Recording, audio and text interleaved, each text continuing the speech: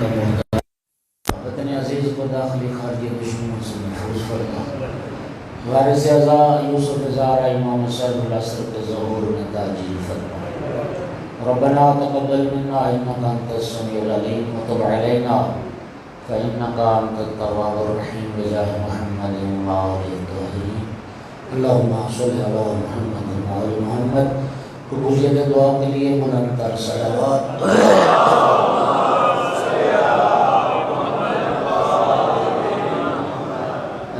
جن دوستوں کے سامنے تھوڑی جگہ خالی پڑی ہے وہ ذرا قریب ہو جائیں تاکہ دو چار دوست اور پھر یہاں بیٹھ سکتے ہیں۔ ایک صلوات پھر بھی سارے حضرات بلند آواز سے۔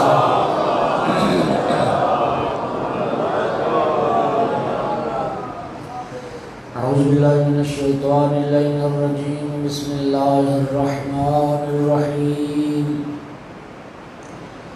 الحمدللہ رب العالمین والعاقبۃ للمتقین والجنة للمؤمنین والنار للمنافقین، الحمدللہ الذی جعلنا من المتمسکین بولایت علی بن ابی طالب واولاده المعصومین،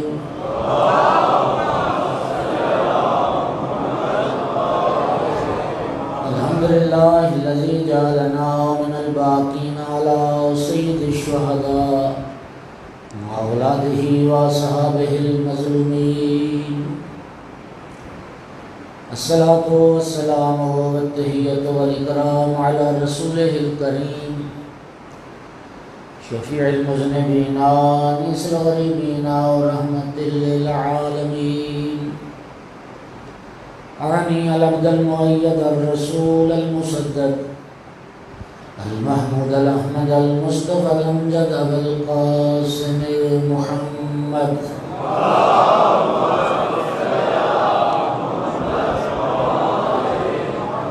ثم الصلاة والسلام والتحیۃ والاکرام علی آلہ الطیبین الطاہرین المعصومین المنتجبین المنتخبین المظلومین، واللعنۃ الدائمۃ علی اعدائہم الملعونین من یوم عداوتہم الی قیام یوم الدین وبعد یوم الدین، اما بعد، وقال سبحانہ وتعالی فی کتابہ المجید، بسم اللہ الرحمن الرحیم، یا ایھا الذین آمنوا قوا انفسکم واہلیکم نارا وقودها الناس والحجارہ، صلوات۔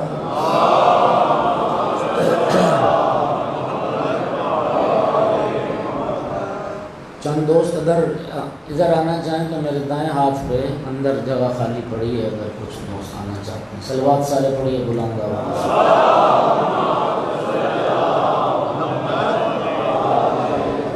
سورہ مبارکہ تحریم ہے، ارشاد پروردگار ہے، اے ایمان والو اپنے آپ کو بھی جہنم کی آگ سے بچاؤ اور اپنے اہل و عیال کو بھی جہنم کی آگ سے بچاؤ، جس آگ کا ایندھن انسان اور پتھر ہے۔ عرض کیا تھا کہ اولاد کو، اہل و عیال کو، اپنے آپ کو بھی جہنم سے بچانا بڑا مشکل ہے، اور پھر اللہ پاک فرماتا ہے نہیں، اپنے ساتھ ساتھ اپنی اولاد کی بھی فکر کرو، اپنے اہل و عیال کو بھی جہنم سے بچانے کی فکر کرو۔ عرض کیا تھا تربیت اولاد کا معاملہ بڑا اہم معاملہ۔ ادبوا اولادکم، اپنی اولاد کو ادب سکھاؤ، ان کی پرورش کرو۔ ایک حدیث میں ہے کہ احب الاشغال تربیت الاطفال، اللہ پاک کو سب سے زیادہ جو مشغلہ پسند ہے وہ تربیت اولاد ہے۔ اولاد کی جو پرورش ہے جی یہ رب کو بہت پسند ہے۔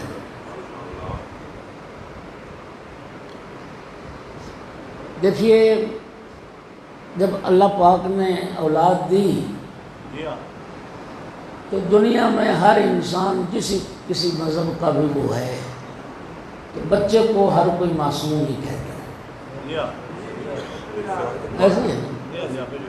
بچہ جب پیدا ہوتا ہے تو معصوم ہے، سب معصوم کہتے ہیں۔ اچھا، 1 ماہ کا معصوم، 6 ماہ کا معصوم، سال کا معصوم، 1.5 سال کا معصوم، 2 سال کا معصوم۔ اب جب وہ بڑا ہونا شروع ہو گیا اور کام دکھانے لگا، اب اس کو معصوم نہیں کہتے۔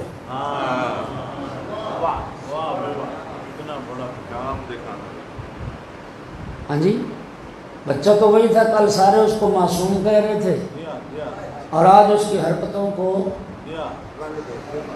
رنگ دے کے کوئی معصوم نہیں کہتا، تو کہاں چلی گئی اس کی عصمت؟ کون لے گیا اس کی عصمت کو؟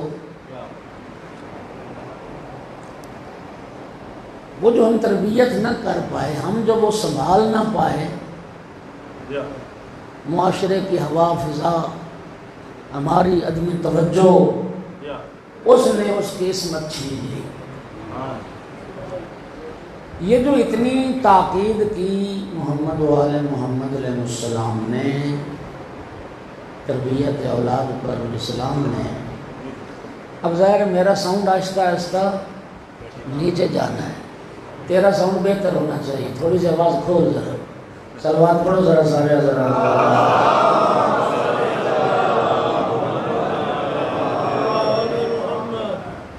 تو میں یہ سمجھتا ہوں کہ رب یہ چاہتا ہے بندوں سے کہ دیکھو میں نے جب تمہیں اولاد دی تھی تو معصوم تھی، تم بھی اولاد کی اب تربیت ایسی کرنا کہ معصوم ہی لوٹا دے گا، معصوم ہی رہے۔ لیکن بدقسمتی سے اللہ نے تو سب کو معصوم دیے، لیکن ہم معصوم بنا نہ سکے، لوٹا نہ سکے۔ اللہ کی کائنات میں ایک ہی گھرانہ ہے علی و بطول کا،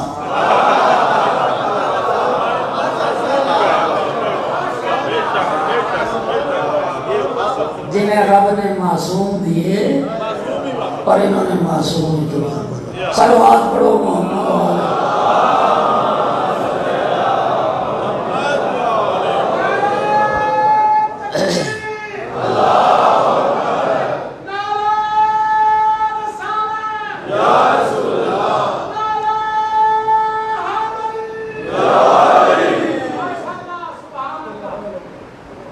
معصوم ہی لوٹا۔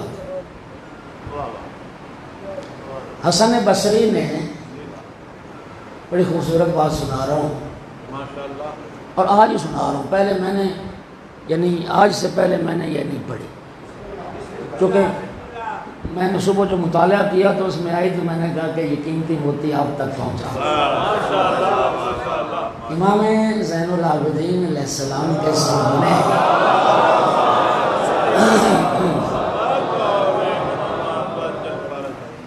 بھٹی صاحبان لگے تو ہوئے ہیں، کوشش کر رہے ہیں، ارادے تو نعمت بھائی کے بڑے بلند ہیں۔ ہاں جی، انشاءاللہ ایسا ایک عزا خانہ تعمیر کرنا چاہتے ہیں کہ پھر یہ دیواروں کی رکاوٹ بھی نہ آئے۔ اللہ تعالیٰ ان کی توفیقات میں اضافہ فرمائے۔ ہاں جی، سنا میں حسن بصری نے امام سجاد علیہ السلام کے سامنے ایک جملہ کہا، کہتا ہے کہ بیس الشیء الولد ان عاش فقدنی و ان مات فہدنی۔ کہتا ہے مولا اولاد بھی کیسی بری ہے، زندہ رہتی ہے تو ماں باپ کو مشقت زحمت تکلیف میں ڈالتی ہے، مر جاتی ہے تو ماں باپ کو بیمار دیتی ہے، ماں باپ کو پھر جینے کا نہیں چھوڑتی۔ جی تو اولاد کیا بری ہے، زندہ ہیں تو ماں باپ تکلیفیں اٹھاتے ہیں، زحمتیں برداشت کرتے ہیں، رنج اذیت، اور جب مر جائے اولاد تو پھر ماں باپ کی نا شخصیت کو ختم کر کے رکھ دیتی ہے اولاد. سرکار نے جملہ سنا فرمایا تو غلط کہہ رہا ہے. نعم الشیء الولد ان عاشا فدعاء حاضر وَإِن مَاتَ فَشَفِيٌّ سابق. فرمایا بہترین شے اولاد ہے. بہترین شے اولاد ہے. اگر اولاد صالح زندہ ہے ہر وقت ماں باپ کے لیے دعائیں. نیک اولاد ہوتی ہے نا, لوگوں کے منہ سے دعا نکلتی ہے اللہ تیرے ماں باپ پر رحم کرے, اللہ تیرے ماں باپ پر کرم کرے. کیسی اولاد معاشرے کے حوالے کی, زندہ ہو تو دعائیں, اور اگر مر جائے تو ایک شفیع ہے جو پہلے رب کی بارگاہ میں بھیج دیا. قیامت کے دن وہ تمہارا بچہ شفیع ہے. شفیع امام نے فرمایا اولاد تو بہترین شے ہے. مولا فرمایا بہترین شے. سرکار کی حدیث ہے کسی کا ایک بچہ فوت ہو گیا,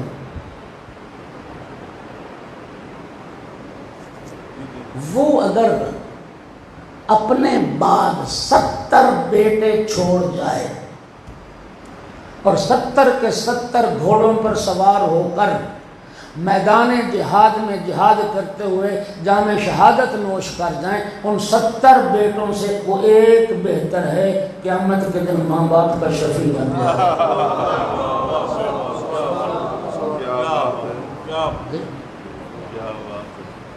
سرکار دو عالم نے فرمایا من سعادت المرء الولد الصالح. انسان کی سعادت, انسان کی خوش بختی, انسان کی خوش نصیبی نیک اولاد ہے.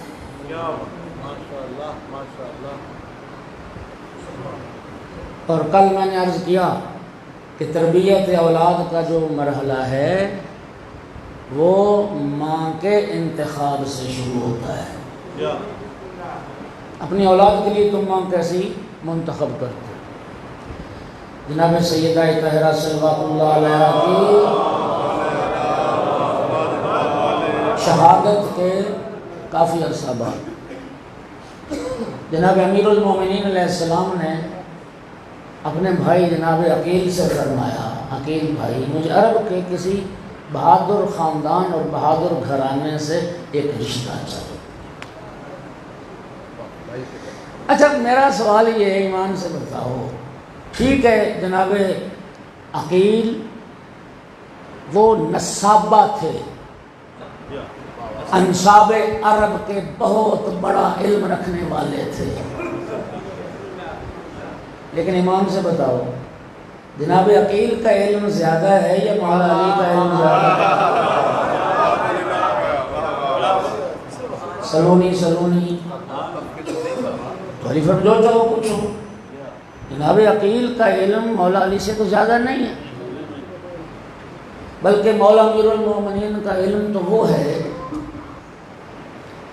وہ جملہ تم سنتے رہتے ہو کہ ایک جنگ میں غالباً صفین کی بات ہے,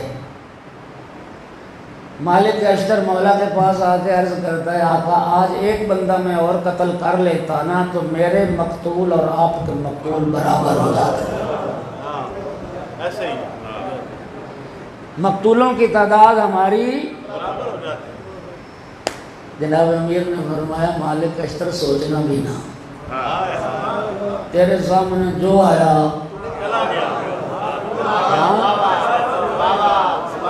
تیرے سامنے جو آیا تو نے اسے واصل جہنم کر دیا.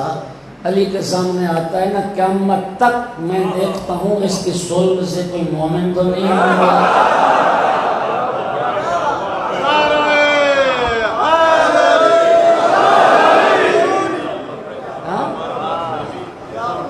اگر کسی کی صلب سے قیامت تک بھی کوئی مومن پیدا ہونے والا ہے علی اسے قتل نہیں کرتا. او بھٹیو تمہارے ماں باپ دادا تمہارے آبا و اجداد بھی علی کی تلوار کی بھینٹ چڑھ گئے ہوتے اگر تم نے پیدا نہ ہونا ہوتا۔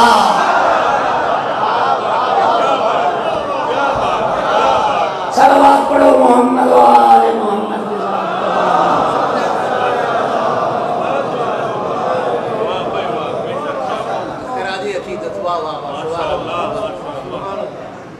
جانتے تھے ہاں ان کی نسل سے وہ آئیں گے علی علی کرنے والے۔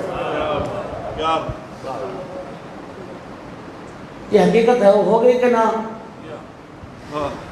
مولا علی علیہ السلام سے زیادہ علم صرف دو ہستیوں کا ہے، یا رسول اللہ کا ہے یا اللہ کا ہے۔ بلکہ میں اب دوبارہ پھر جملہ اصلاح کر کے کہنا چاہتا ہوں، مولا علی سے زیادہ علم صرف اللہ کا ہے، جتنا علم رسول کا ہے وہ سارا مولا علی کے پاس ہے۔ صلوات پڑھو محمد و آل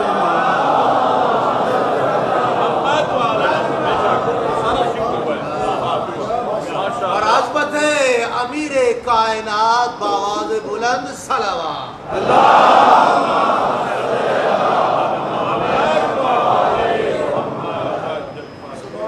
تو جناب عقیل سے کیوں فرمایا کہ مجھے ایک تلاش کر دو رشتہ؟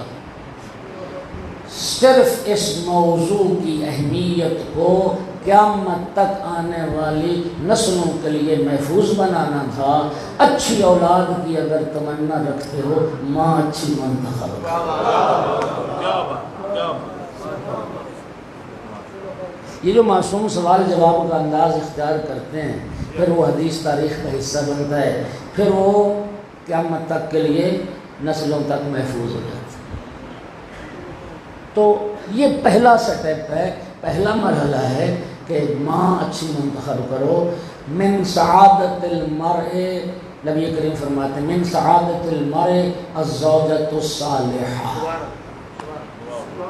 صالح بیوی، صالح زوجہ، یہ بھی انسان کی خوش نصیبی اور انسان کی سعادت مندی ہے۔ نبی پاک کی ایک دعا ہے، سرکار کی ایک دعا ہے، اللہم انی اعوذ بکا من امرأۃ تشیبنی قبل مشیبی، میرا اللہ مجھے ایسی عورت سے محفوظ رکھنا جو مجھے بوڑھا ہونے سے پہلے بوڑھا کر دے، مجھے ایسی عورت سے بچانا کہ جو مجھے بوڑھا ہونے سے پہلے بوڑھا کر دے۔ زوجہ صالحہ، امام جعفر صادق علیہ السلام کی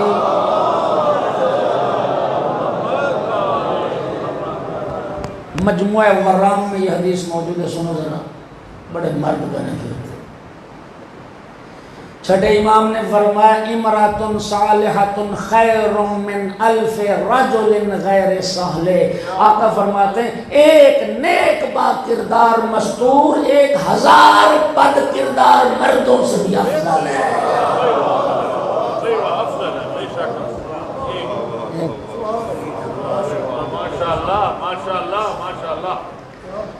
تو دوستو یہ مرحلہ نا بڑا سوچ سمجھ کے طے ہونے والا ہے۔ ایمان دیکھو، کردار دیکھو۔ اس کے بعد تربیت اولاد، نیک صالح اولاد کے لیے اگلا مرحلہ وہ ہے رزق حلال۔ وہ کیا ہے؟ رزق حلال۔ تیرا نطفہ رزق حلال سے بنے، ماں کا دودھ رزق حلال سے بنے، جی پھر انشاءاللہ اللہ تعالیٰ مدد کرے گا۔ اصل تو بنیاد یہ ہے، اور ہمارا معاملہ اس کے برعکس ہے۔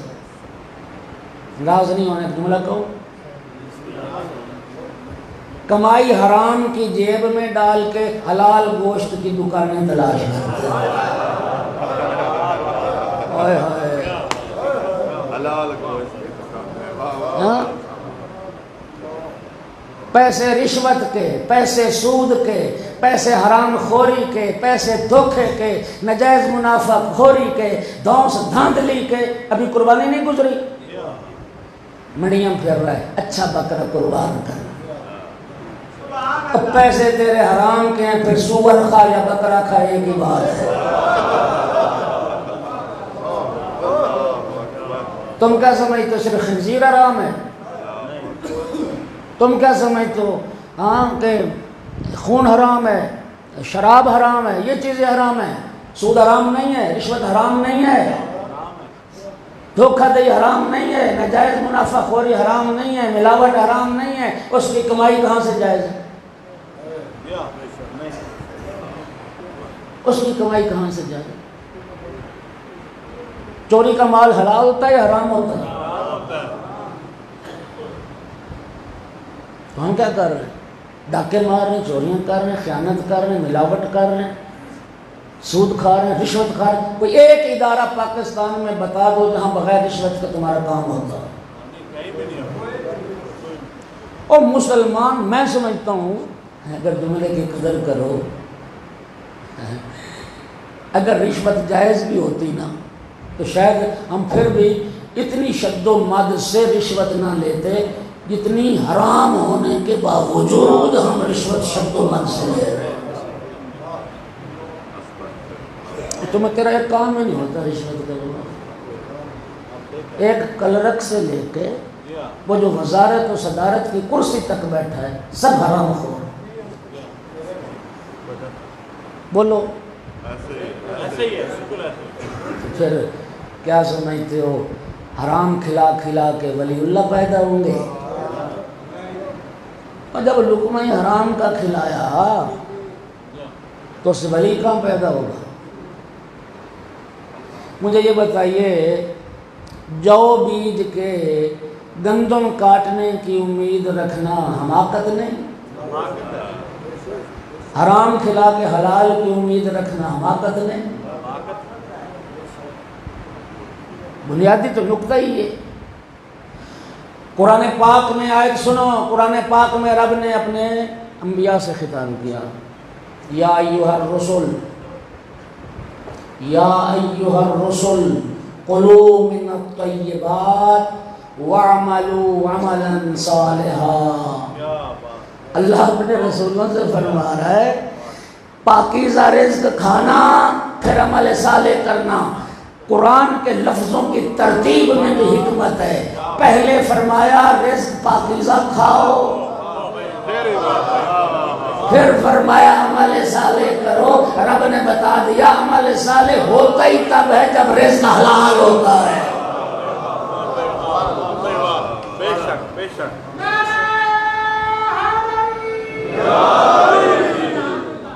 حرام کھا کے بندہ حرام کاریاں ہی کرے گا، پھر وہ کہاں ولی اللہ بنے؟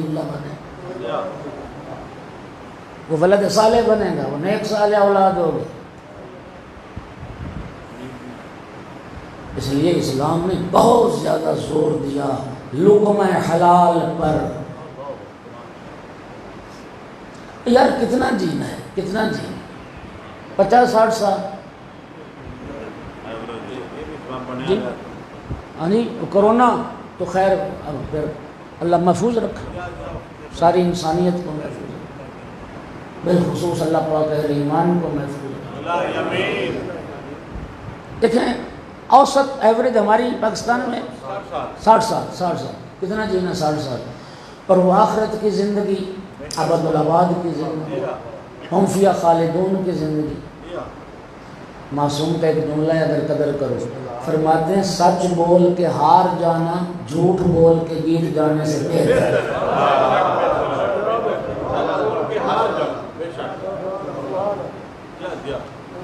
ہائے ہائے،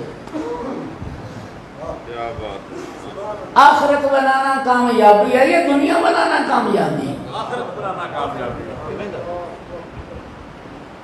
بنانا کامیابی، یہ تو گزر ہی جانی ہے، شاہ کی بھی گدا کی۔ فرعون کدھر ہے، نمرود کدھر ہے، قارون کدھر ہے، شداد کدھر ہے، دنیا کے سلاطین کدھر ہیں، دارا و سکندر کدھر ہے؟ سب نے چلے گئے۔ توجہ کر رہے ہو یا نہیں کر رہے؟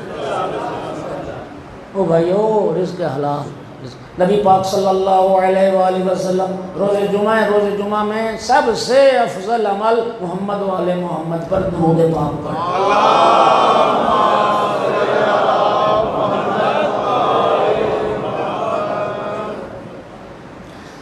آقا کے پاس ایک بندہ آیا، یا رسول اللہ آپ مجھے کوئی اسم اعظم بتا دیں۔ سرکار نے فرمایا کیوں؟ یا رسول اللہ میں چاہتا ہوں میں اسم اعظم ہوگا میرے پاس، جانتے ہو نا اسم اعظم ہو تو بندہ منزل کن فیکون پہ پہنچا۔ میں جو دعا کروں گا اسم اعظم کے ذریعے میری ساری دعائیں پوری ہو جائیں گی۔ سرکار نے فرمایا غیر اللہ کی محبت دل سے نکال، لقمہ حلال کھا، پھر جس نام سے بھی رب کو پکارے گا وہی اسم اعظم ہے۔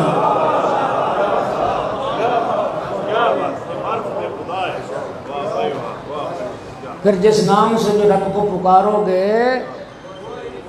وہی اسم اعظم ہے۔ لقمہ حرام کا وضع اثر یہ ہے، سرکار فرماتے ایک لقمہ حرام شکم میں چلا جائے تو 40 دن تک دعا قبول۔ کیا ہوتا ہے؟ 40 دن تک دعا نہیں قبول ہوتی، ایک لقمہ حرام۔ ایک اور عمر پوری ہوئی 80 سال، 2 لقمہ عمر ہو گئی 40 دن۔ اللہ توجہ کر رہے ہو؟ تو بھائی اثرات تو ہونے۔ ہمارے معاشرے میں کیوں فساد ہے، کیوں فتنہ ہے، کیوں بے چینی ہے؟ یعنی یقین کریں کوئی بندہ دنیا میں ہے ایسا جسے آپ کہہ سکیں کہ وہ 100% مطمئن نہ ہو؟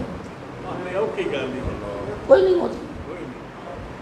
جس کے پاس پیسہ ہے اس کو بھی اطمینان نہیں، جس کے پاس نہیں ہے اس کو بھی اطمینان۔ میرے محترم سامعین، رزق حلال، لقمہ حلال۔ اور یاد رکھو ایک بات، ہمارا طریقہ کیا ہے؟ حرام خوری کرنی، حرام کمانا۔ آج سن لو، میں ذمہ داری سے کہہ رہا ہوں، جرأت سے کہہ رہا ہوں، جس کا رزق حرام کا ہے، کمائی حرام کی اور حرام کی ساری صورتیں آپ بہتر جانتے ہیں، بندے کو پتہ ہے کہ یہ حلال ہے یا حرام،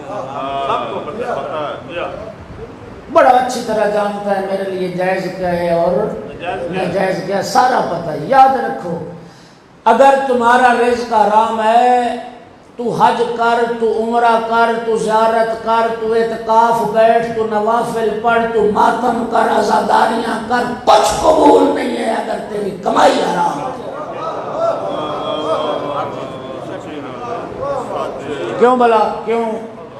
اس لیے کہ اللہ رب العزت قرآن پاک میں فرماتا ہے انما یتقبل اللہ من المتقین، اللہ اعمال صرف متقین کے قبول کرتا ہے، حرام کھانے والا حرام خور ہوتا ہے، متقین نہیں۔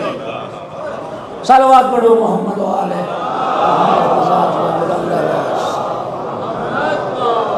محمد۔ توجہ کر رہے ہو یا نہیں کر رہے ہو؟ رزق حلال بڑی۔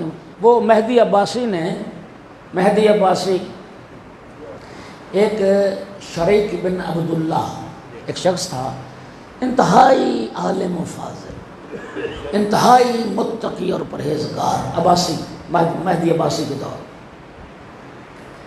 مہدی عباسی نے اس کو پیشکش کی کہ میں تجھے قاضی القضات بناتا ہوں، اپنی عدالت کا چیف جسٹس بناتا ہوں۔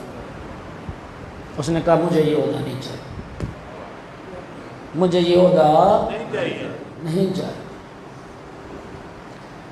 اچھا پھر میرے بچوں کے معلم بن جاؤ۔ فرمایا میں نہیں پڑھا سکتا۔ اس نے کہا پھر دعوت قبول کر لو، میرے ساتھ ایک وقت کا کھانا کھا لو، ان 3 کاموں میں سے ایک تو تمہیں کرنا ہی پڑے گا۔ شریک نے سوچا چلو کھانا کھا لو۔ کیا کرتے ہیں؟ ایک ٹائم کا کھانا کھا لیتے ہیں۔ ہاں جی، ان بادشاہوں سے بندہ دور ہی رہے تو اچھا ہے۔ نہ ان کی دوستی اچھی نہ ان کی دشمنی اچھی۔ اب وہ رنگین دسترخوان، عمدہ قسم کے پکوان، اب جو وہ کھانا کھایا وہ لقمہ حرام گیا شکم میں، اس نے وہ تاثیر کی کہ رات کو بستر پہ جا کے سوچ رہا ہے یار اگر میں چیف جسٹس بن جاؤں، قاضی قضات بن جاؤں تو میں لوگوں کے ان کے حقوق دلواؤں گا، ان کی مدد کروں گا، تو اچھا ہے میں وہ قبول کر لوں عہدہ۔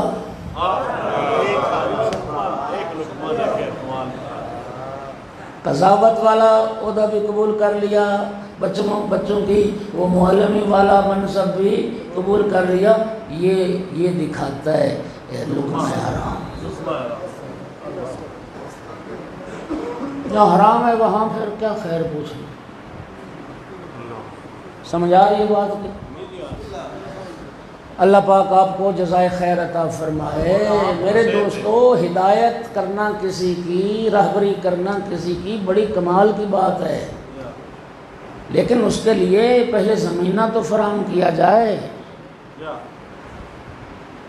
یقین کریں کسی کی ہدایت کا سبب بن جانا بڑی کمال کی بات ہے۔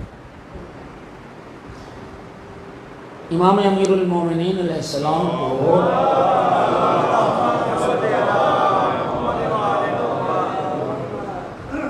خیبر میں رسول اللہ نے یہ فرمایا تھا نا، اگر متفق علیہ حدیث نہ ہو تو میں مجرم ہوں۔ رسول اللہ نے فرمایا تھا لَأُعْطِيَنَّ الرَّایَةَ غَدًا رَجُلًا قَرَّارًا غَیْرَ فَرَّارٍ۔ کل میں یہ لَأُعْطِيَنَّ بڑا موقت کلام ہے، تاکید لام تاکید کا، نون تاکید کا، وہ بھی ثقیلہ خفیفہ نہیں، اور فعل مضارع لَأُعْطِيَنَّ الرَّایَةَ غَدًا، کل میں ضرور بر ضرور علم دوں گا ایک مرد، اس مرد کی صفت کیا ہوگی؟ اگلی ساری صفات در حقیقت مرد کی ہی صفات ہیں۔ رجلاً کرارن، پلٹ کے حملے کرے گا، غیر فرارن، قدم میدان سے اکھڑیں گے نہیں، میدان چھوڑ کے بھاگے گا نہیں۔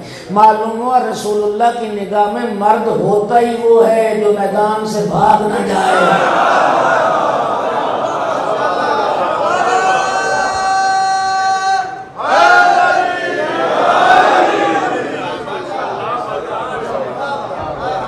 قرار غیر فرار، پھر اتنا نہیں، یحب اللہ و رسولہ، ایسے مرد کو دوں گا علم جو اللہ اور اللہ کے رسول سے محبت کرتا ہے، اور محبت یک طرفہ نہیں ہے، یحبہ اللہ و رسولہ، اللہ اور اللہ کا رسول بھی اس سے محبت کرتے ہیں۔ معلوم ہوا مولا علی سے محبت کرنا یہ اللہ کی بھی سنت ہے، رسول اللہ کی بھی۔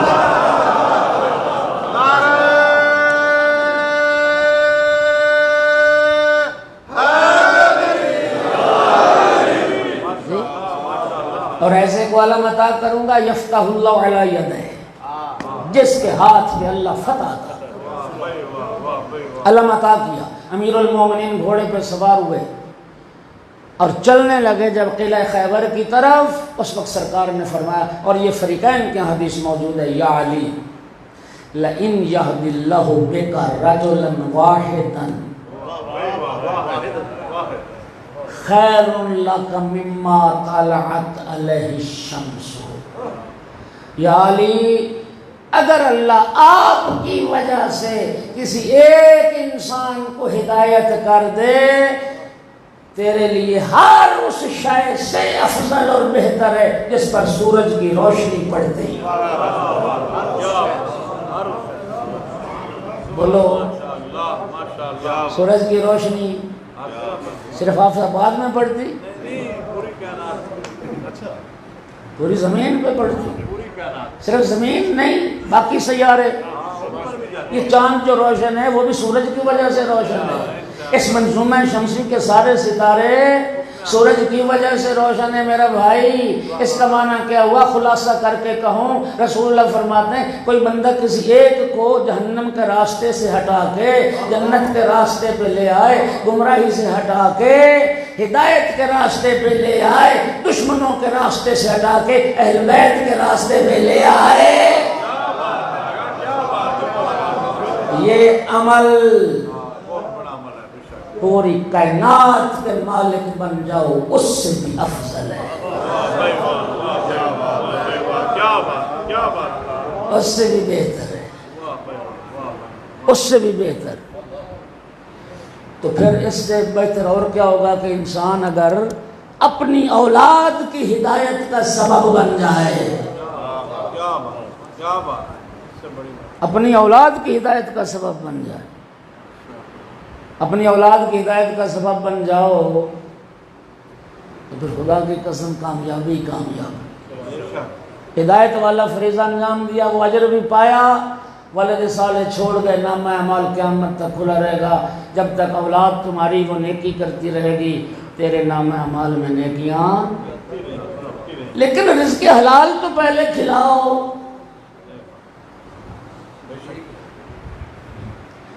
میں خود بھی شوگر کا مریض ہوں، بندہ شوگر والے پھر میٹھا کھانے سے رہ نہیں سکتے،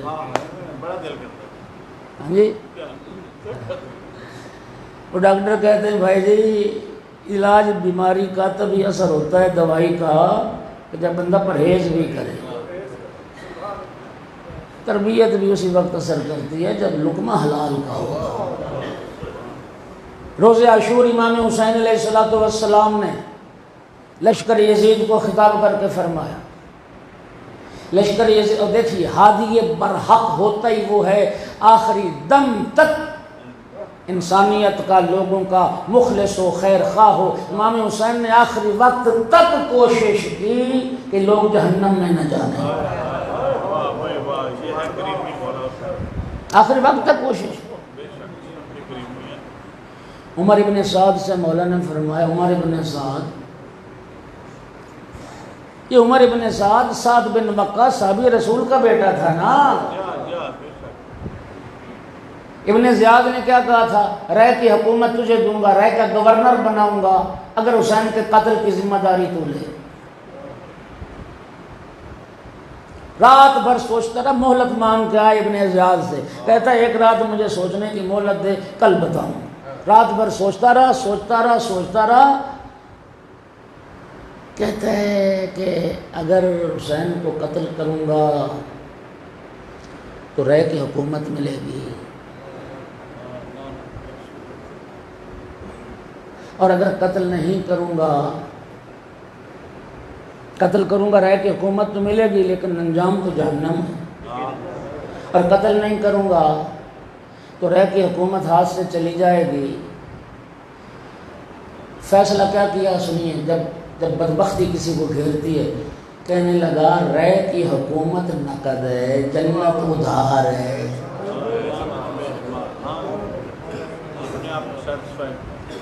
مولا حسین علیہ السلام نے فرمایا لشکر یزید اپنا عمر ابن سعد کو فرمایا یاد رکھ میرے خون سے اپنے ہاتھ رنگین نہ کر، تجھے رے کی گندم کھانا نصیب نہیں۔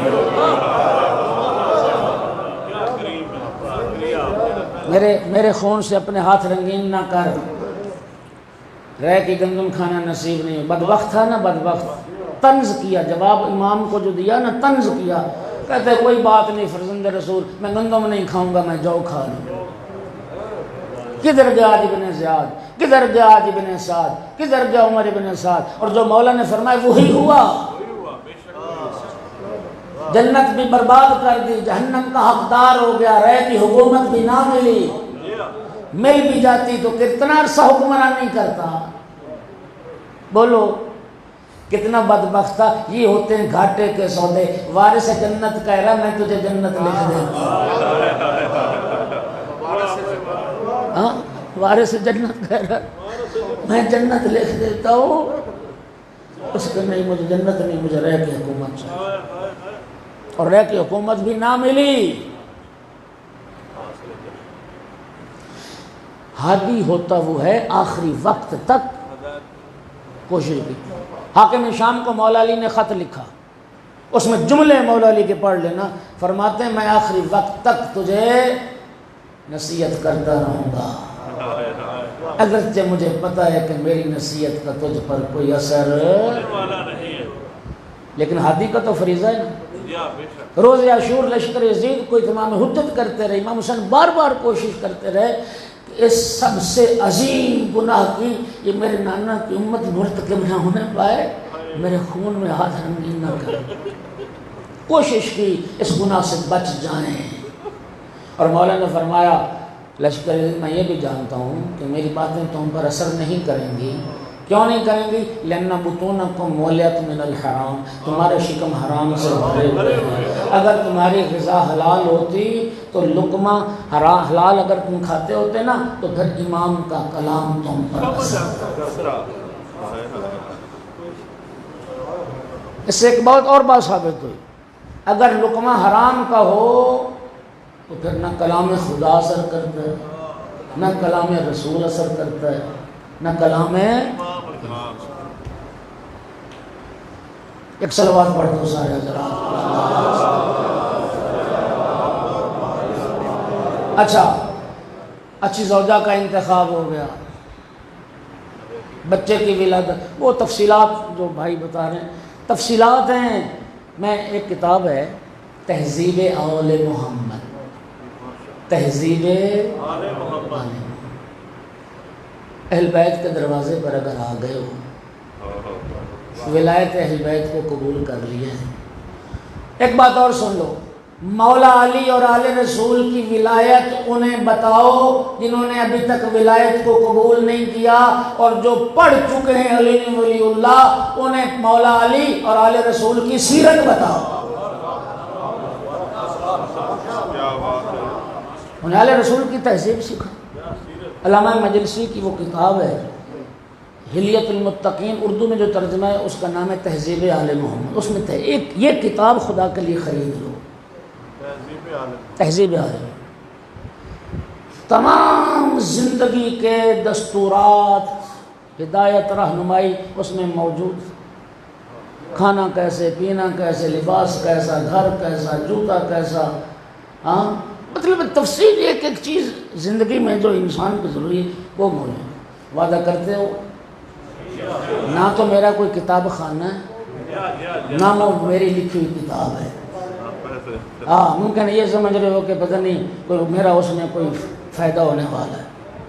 ہاں یہ میرا فائدہ ہو جائے گا ضرور, کیونکہ ابھی حدیث سنا چکا ہوں.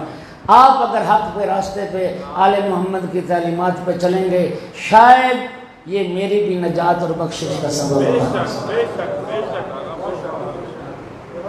تو وہ کتاب خریدیں, اس کتاب کو پڑھیں اور محمد و آل محمد کی تعلیمات کے مطابق زندگی گزارنے کی کوشش کریں. سمجھو, شادی ہو گئی, اس میں بھائی جو بتا رہے ہیں نا شادی کیسے ہونی ہے, شب اول کے اعمال کیا ہیں, کردار کیا ہے, سیرت کیا ہے, تعلیم, یہ سب کچھ اس میں.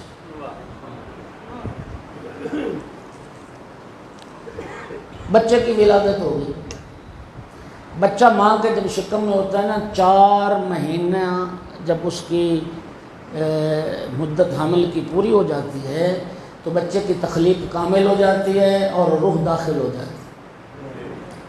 قرآن کہتا ہے اور سائنس کہتی ہے اور واضح سی بات ہے, کامل جب تخلیق ہو جاتی ہے بچے کی, سب سے پہلی حس اور قوت بچے کی جو ماں کے شکم میں کام کرنا شروع کر دیتی وہ سماعت.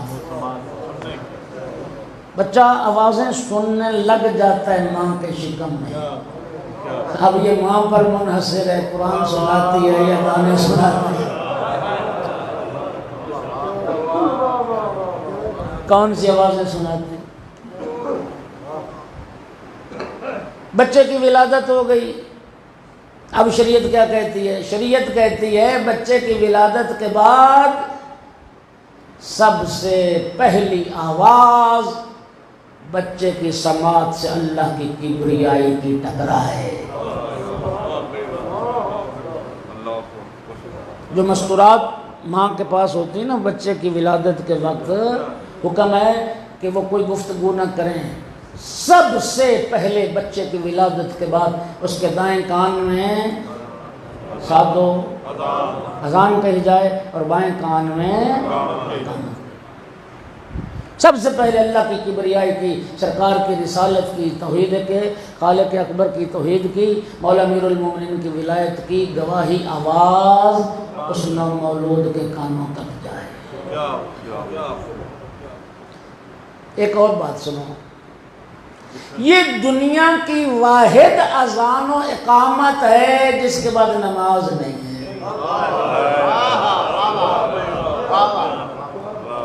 بچے کے کان میں جو اذان و اقامت کہی جاتی ہے، یہ دنیا کی واحد اذان و اقامت ہے جس کے بعد نماز نہیں ہے۔ جنازہ واحد نماز ہے جس سے پہلے اذان و اقامت ہے۔ اور جوانوں، یہی مہلت ہے، رب کے پیغام کو سمجھو۔ اذان و اقامت کہی جا چکی ہے، نماز قائم ہونے والی، نماز قائم ہونے والی۔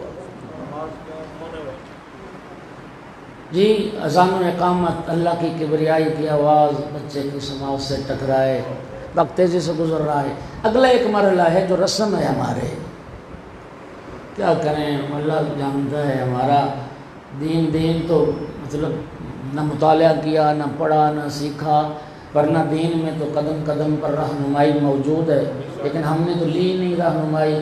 بہت سارا ہمارا جو دین ہے نا، ہم نے وہ رسم و رواج کا بنایا ہوا ہے، رسم و رواج۔ میری مائیں بہنیں بھی چونکہ موجود ہیں، آپ بھی ذرا سن لیں۔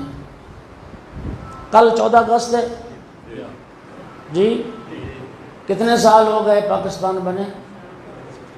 74۔ 74واں یوم آزادی ہے کل 14 اگست، یعنی 74 سال کل پورے ہو جائیں گے پاکستان کو آزاد ہوئے، معرض وجود میں آئے۔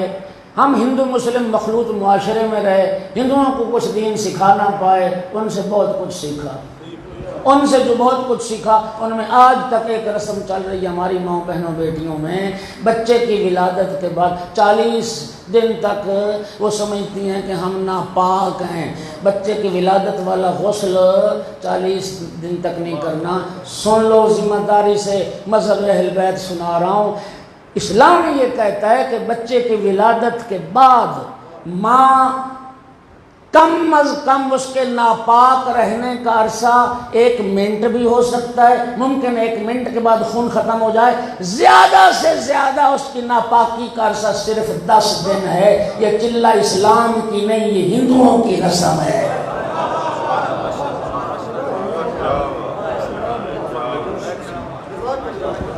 اور میری ماں بہنوں بیٹیوں، تم ہندوؤں کی مقلد نہیں ہو، تم تو کنیزان حضرت فاطمہ زہرا ہو۔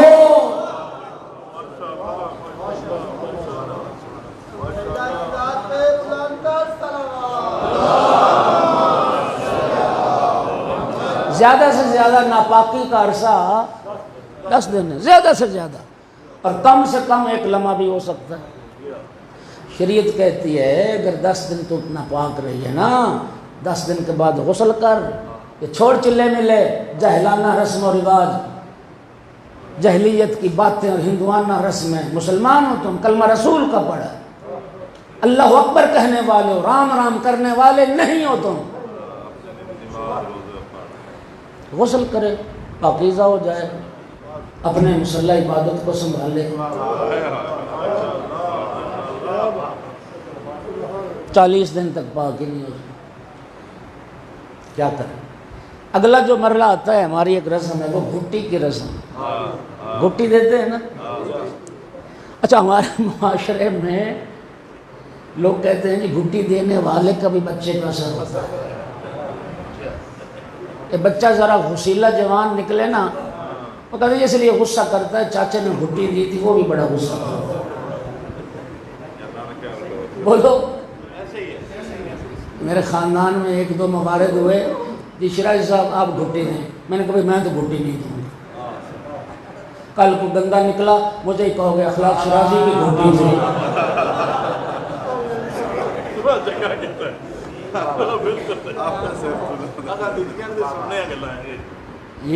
یہ ہے نا باتیں ہمارے معاشرے کی. اسلام نے گھٹی کا بھی حکم دیا اور تعلیم دی. امام جعفر صادق علیہ السلام نے ارشاد فرمایا ہنکو اولادکم بتربت الحسین، اپنی اولاد کو خاک کربلا کی گھٹی تربت سید الشہداء کی گھٹی دو، شہد میں ملا کے، زمزم میں ملا کے، آب فرات میں ملا کے، بارش کے پانی میں ملا کے خاک کربلا کی گھٹی دو، تاکہ پہلے دن ہی کربلا سے رشتہ جڑ جائے، تاکہ پہلے دن سے ہی خاک کربلا خون بن کے بچے کی رگوں میں دوڑنے لگے.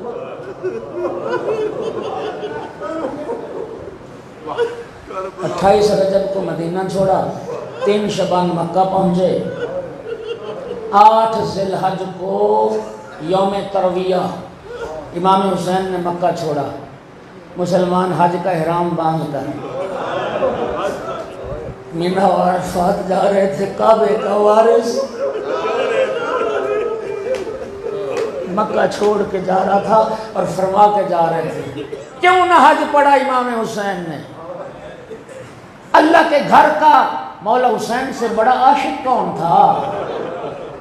حرم خدا کا مولا حسین سے بڑا عاشق کون تھا؟ جس مولا حسین نے 25 حج کیے تھے. یزید نے حاجیوں کے لباس میں 50 قاتل بھیجے تھے، جنہیں یہ کہا گیا تھا، جن کے احرام میں تلواریں اور خنجر چھپے ہوئے تھے، اور انہیں کہا گیا تھا رسول کے بیٹے کو قتل کر دیا جائے، چاہے وہ طواف کعبہ میں مشغول ہو یا غلاف کعبہ سے لپٹے ہو. مولا حسین علیہ السلام نے کیا فرمایا؟ فرمایا مجھے حدود حرم سے 1 بلشت بحر قتل ہونا منظور ہے، لیکن میں نہیں چاہتا کہ میرے خون سے اللہ کے گھر کی حرمت کا ہو. اللہ کا گھر، تیری حرمت احترام باقی رہے. حسین حج کیے بغیر جا رہا، حج نہیں پڑھا تھا نا مولا حسین نے، حج نہیں پڑھا، کربلا چلے گئے. رب نے بھی فرمایا حسین تو نے میرے گھر کی حرمت کی خاطر حج نہ پڑھا، میں اللہ کا بھی وعدہ ہے تیرے ہر زائر کو 1 زیارت پر 70 حج کا ثواب ادا کروں.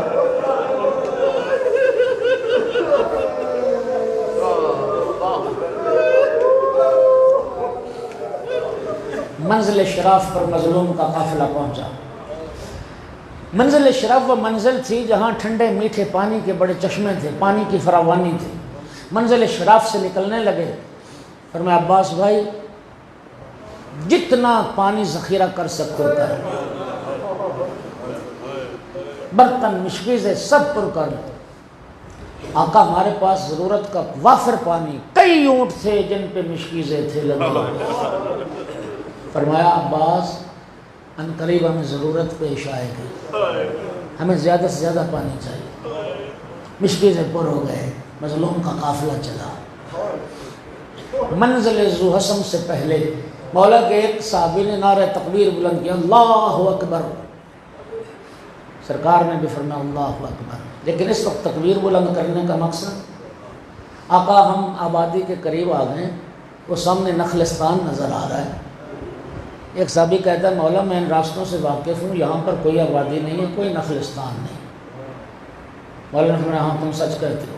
غور سے دیکھو کیا ہے. غور سے دیکھا تو کھجوروں کی شاخیں نہیں تھیں، نیزے لہرا رہے.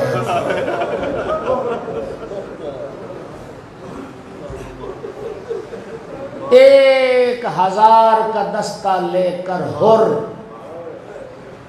امام حسین کے راستے میں کھڑا. اور مولا مظلوم کربلا نے، بلکہ یہاں یہ لفظ کہنا مناسب ہوگا، ساقی کوثر کے بیٹے،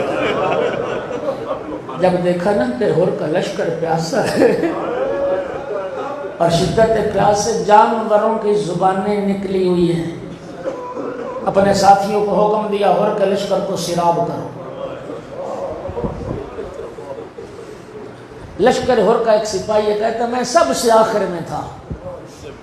امام حسین کے ساتھی اور کے لشکر کو سیراب کر رہے تھے، کہتا میں سب سے آخر میں تھا اور میں اتنا پیاسا تھا کہ پیاس کی وجہ سے مجھ پہ کپت بھی تاری تھی، اور میں سوچ رہا تھا کہ اگر اسی ترتیب سے پانی پلایا جاتا رہا مجھ تک پانی پہنچنے سے پہلے میں مر جاؤں۔ کہتا یہ خیال میرے دل میں آیا، میری آنکھوں کے سامنے اندھیرا تھا، دوسرے لمحے میں نے جو آنکھیں کھولی نا، کریم کربلا مشکیزہ لے کر میرے سامنے۔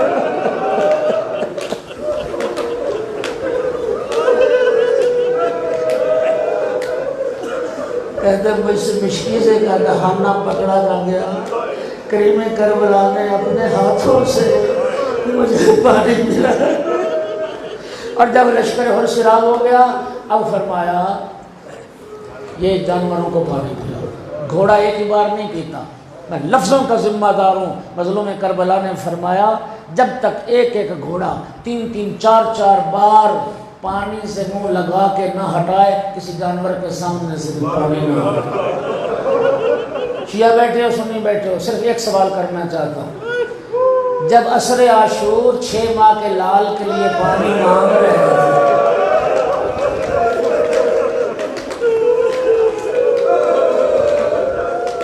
کوئی نہ تھا ان میں؟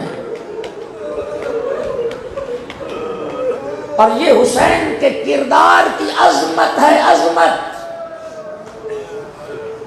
پانی انسان کا حق ہے، یہ حق ہے انسان کا جو رب نے دیا انسان کو، اور پانی کا سوال کرنا، پانی مانگنا کسی مذہب میں کبھی نہیں ہے۔ روٹی مانگنا ممکن ہے معیوب ہو، لیکن پانی کا سوال کرنا یہ کبھی نہیں ہے۔ یہ مولا حسین کے کردار کی عظمت تھی۔ مولا نے علی اصغر کے لیے پانی مانگا، لیکن یہ نہیں کہا کل میں نے بھی تو تمہیں سیراب کیا تھا۔ اجرکم علی اللہ۔ کیا کروں، دامن وقت میں گنجائش نہیں بچی۔ نماز ظہر کا وقت ہوا، حجاج ابن مسروق نے اذان کہی، مظلوم کربلا نے فرمایا اور تو اپنے ساتھیوں کے ساتھ نماز پڑھ۔ جو شیعہ بیٹھے ہو میں چیلنج کر رہا ہوں، غلط پڑھا جاتا ہے ممبروں سے، غلط تفسیریں کی جاتی ہیں، کہتے ہیں ہور نے کون سی نماز نہیں پڑھی تھی؟ میرا بھائی ہور نے نماز نہیں پڑھی تو جان تو قربان کی تھی نا۔ میں ذمہ داری سے عرض کر رہا ہوں، مولا نے فرمایا ہور تو اپنے ساتھیوں کے ساتھ نماز پڑھ، میں اپنے ساتھیوں کے ساتھ نماز پڑھ۔ اس وقت جب دشمن بن کے آیا تھا ہور نے یہ کہا تھا مولا نماز ہم بھی آپ لیے کرنا۔ نماز کے بعد جب سواریاں تیار ہوگی، بس آخری جملہ، مظلوم کربلا، بیبیاں محملوں میں بیٹھ گئی، مظلوم کربلا گھوڑے پہ سوار ہوئے۔ اس وقت یہ ہور آگے بڑھا اور امام حسین کے گھوڑے کی لگام کو تھام لی۔ مجھے ابن زیاد کا حکم ہے، میں آپ کو کوفہ لے کے جاؤں گا ابن زیاد کے پاس۔ عرب میں یہ بہت بڑی یہ گستاخی ہوتی تھی، کسی کے گھوڑے کی لگام پکڑنا یعنی کسی کے گریبان میں ہاتھ ڈالنا۔ جب لجام فرس میں ہاتھ ڈالا، میرے مولا نے فرمایا سکلت کا امو کا یا ہر تیری ماں تیرے غم میں بیٹھے، تیری یہ جرت کہ تو میرے گھوڑے کی لگام پکڑے۔ اس وقت ہر کہتا ہے رسول کا بیٹا، اگر پورے عرب میں کسی نے اس طرح سے مجھے بات کی ہوتی اور اس طرح سے میری ماں کا نام لیا ہوتا میں ویسا ہی جواب دیتا، لیکن میں کیا کروں، آپ کی ماں تو فاطمہ زہرا، آپ کی ماں کو فاطمہ زہرا ہے، میں سوائے خیر کے ان کا نام لے نہیں سکتا۔ عزاداروں جنہوں نے واقعات کربلا کا تجزیہ کیا، اور دشمن تھا، سپہ سالار تھا، آخر مولا حسین پہ جان قربان کرنے کی سعادت نصیب ہوئی کیسے؟ لکھتے ہیں یہ ہور کو ساری سعادت صرف اسی وجہ سے ملی تھی، ہور نے حسین کی ماں کا احترام کیا۔